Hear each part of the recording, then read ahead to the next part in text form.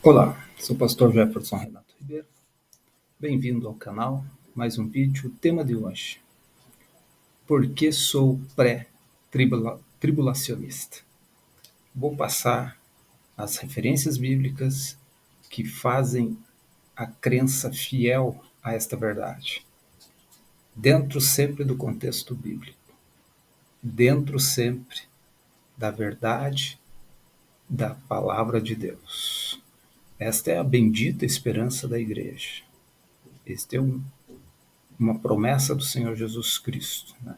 E eu quero começar citando já as referências que apoiam a verdade bíblica e a verdade incontestável de que a igreja será arrebatada secretamente.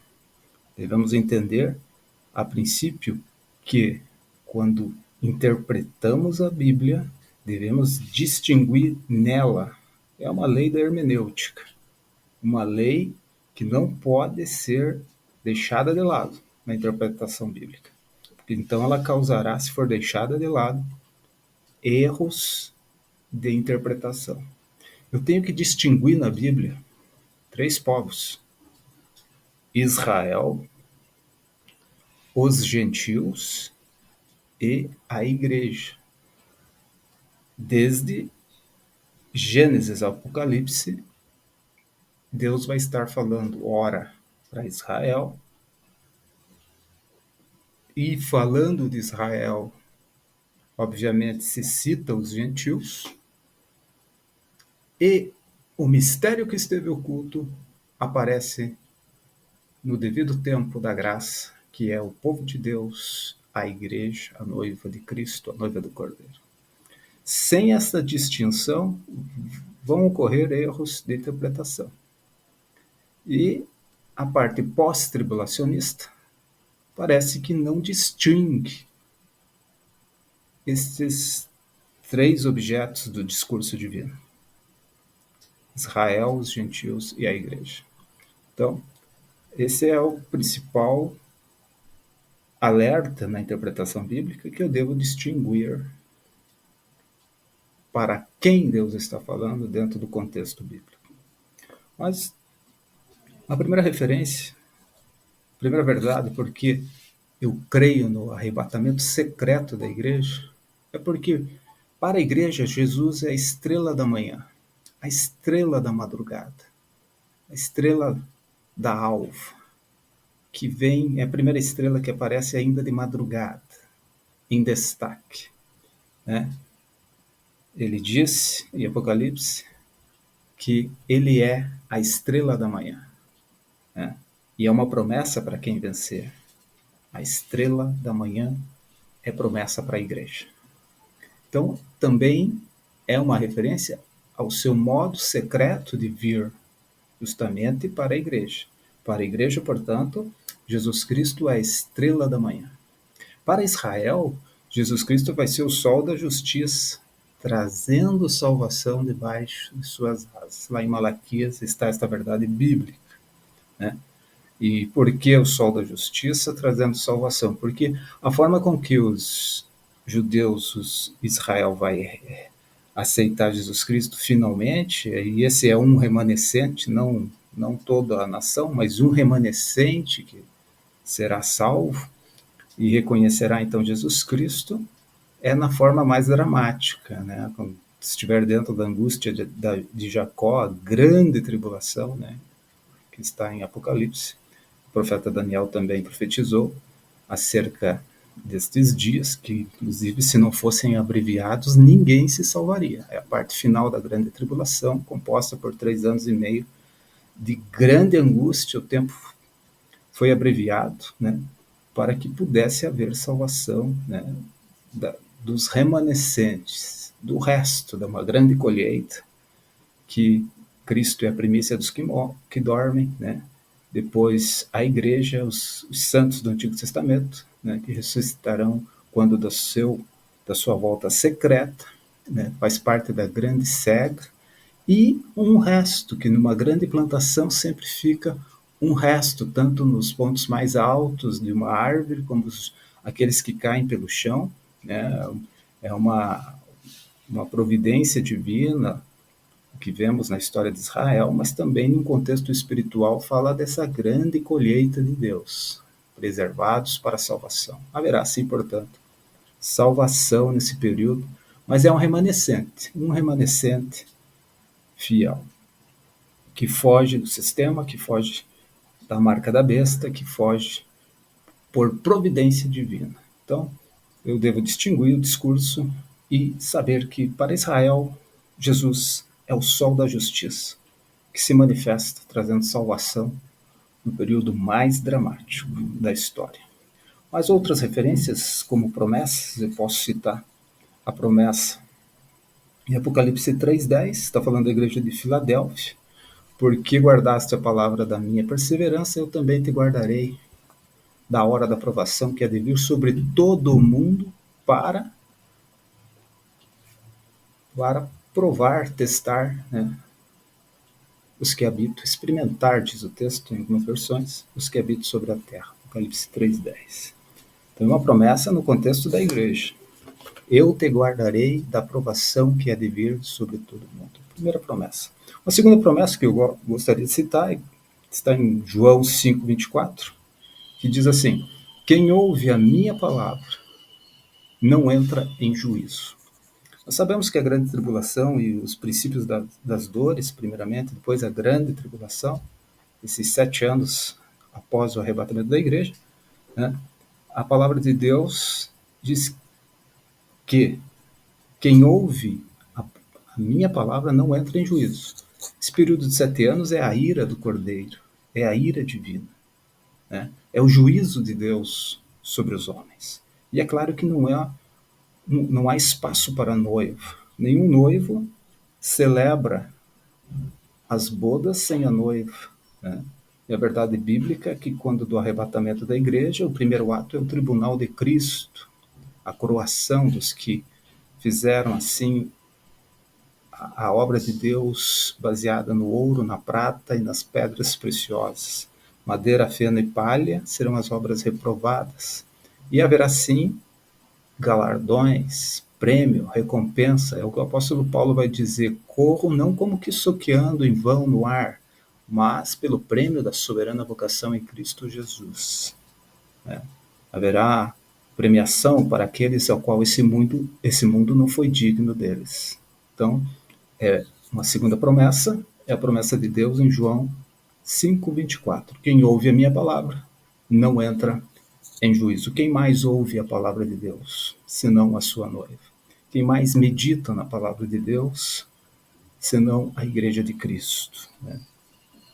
Uma terceira referência bíblica que enfatiza ainda mais está em 1 Tessalonicenses, capítulo 5, versículo 9, né? Porque Deus não nos destinou para a ira, mas para alcançar a salvação.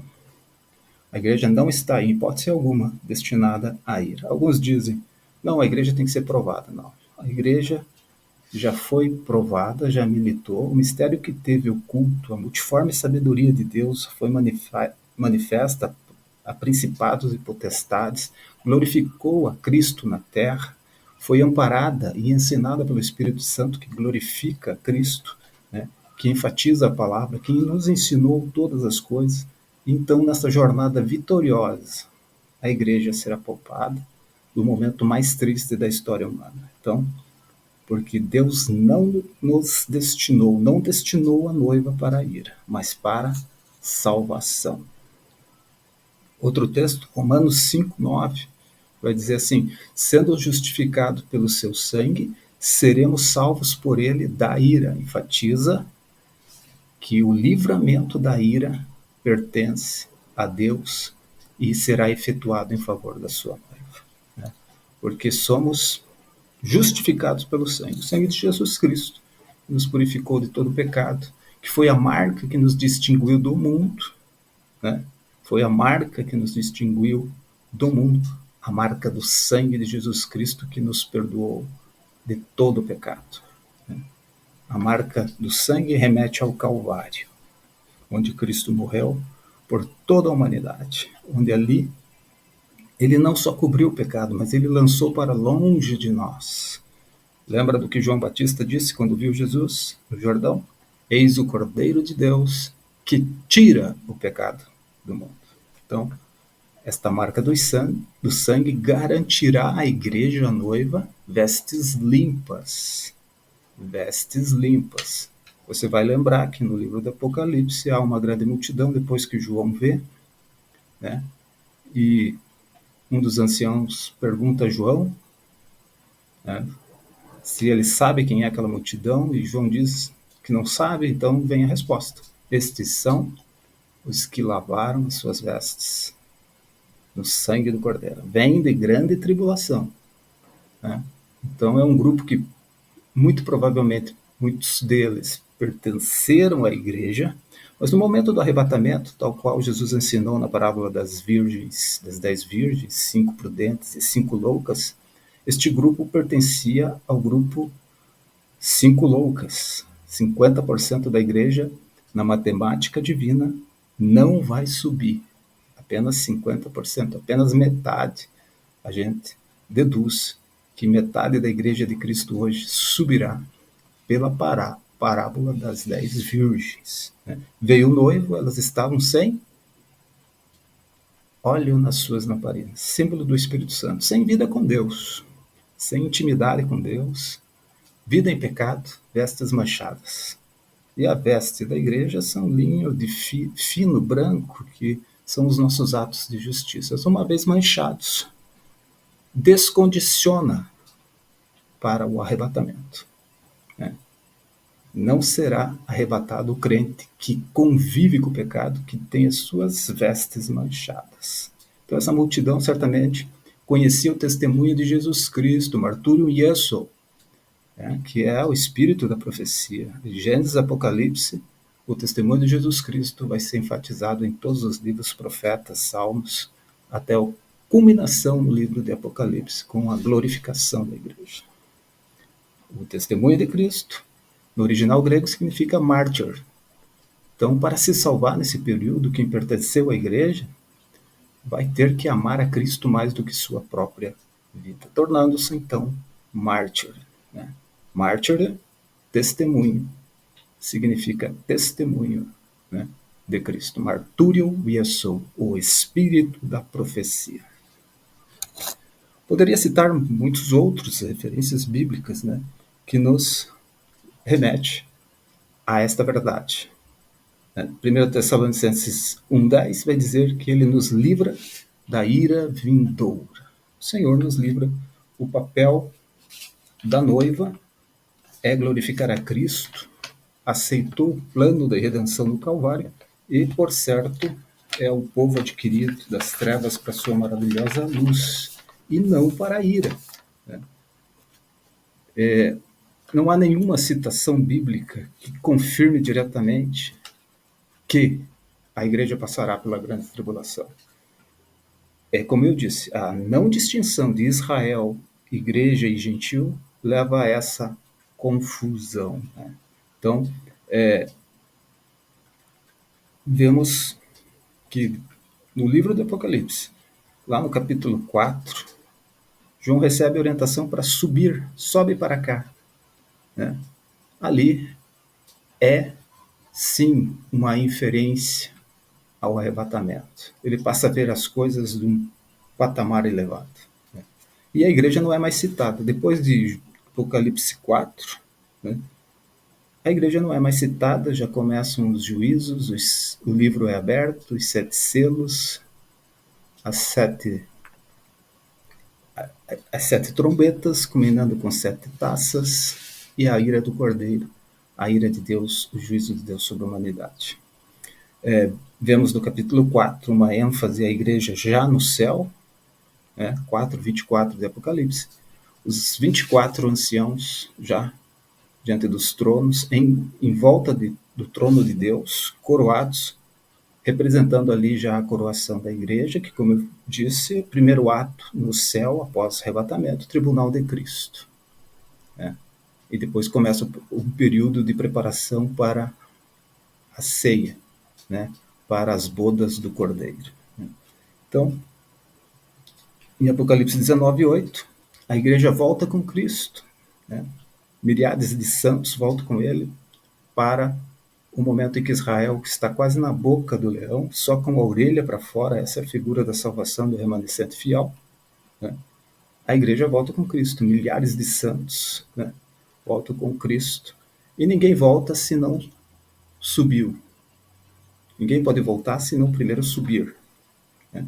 Então, a igreja aqui volta, é mais uma prova bíblica de que ela foi arrebatada. Para voltar com Cristo, ela primeiro foi arrebatada, o mundo não viu isso, né? E Paulo fala, na verdade vos digo um mistério, nem todos dormiremos, mas seremos arrebatados no abrir e fechar de olhos. No abrir e fechar de olhos é uma fração de segundos, o mundo não pode ver isso, não pode perceber, né? Então é uma promessa divina enfatizada na palavra de Deus. E tem mais uma promessa em cima da igreja de Tiatira: dar-lhe-ei a estrela da manhã. Aquilo que falamos, que representa o modo como Cristo vem para a sua igreja, né? Sol da justiça, aquilo que já comentamos, né? Alguns vão tecer a defesa do pós-tribulacionismo, os que creem na volta de Cristo para a igreja durante a grande tribulação, vão citar 2 Tessalonicenses 2:3, que fala que a vinda do homem do pecado não acontecerá senão a volta do Senhor Jesus Cristo para arrebatar sua igreja não acontecerá antes que venha o homem do pecado. Só que várias versões, a maioria das versões bíblicas traduz para dia do Senhor e não dia de Cristo. Então eles se baseiam que dia de Cristo não virá antes que venha o homem do pecado. Mas é de consenso comum entre grandes teólogos que a melhor versão seria dia do Senhor e não dia de Cristo, em 2 Tessalonicenses 2, do 2 ao 3. Então isso faz até que alguns que criam no pré-tribulacionismo passem a crer no pós. Mas a maioria de todas as versões bíblicas, né, ela vai falar dia do Senhor. Todas as versões, Almeida, revista corrigida, fala do dia de Cristo, mas a nova Almeida atualizada, dia do Senhor, tradução, linguagem de hoje, dia do Senhor, a nova versão internacional, dia do Senhor, nova versão transformadora, dia do Senhor, né? Darby Bible, dia do Senhor, né? A versão Reina Valera, a versão, uma das mais antigas, dia do Senhor, versão espanhola. Então, é um consenso comum entre teólogos de que a melhor tradução de 2 Tessalonicenses 2:2, versículo 3, é dia do Senhor. Portanto, esta é a bendita esperança da igreja. É por isso que nós cremos na bendita esperança de que seremos poupados, né? Poupados da ira, poupados do juízo. A igreja é a noiva. Não seria razoável, nem um pouco, haver a bodas do Cordeiro e a igreja estar na terra sofrendo, virando mártir, tá? Portanto, é por isso que nós cremos nesta verdade bíblica. Que Deus te abençoe e que você possa ter esta bendita esperança. Se inscreva no canal, nos apoie no nosso ministério de divulgação das verdades bíblicas da palavra de Deus. Que Deus te abençoe em nome de Jesus.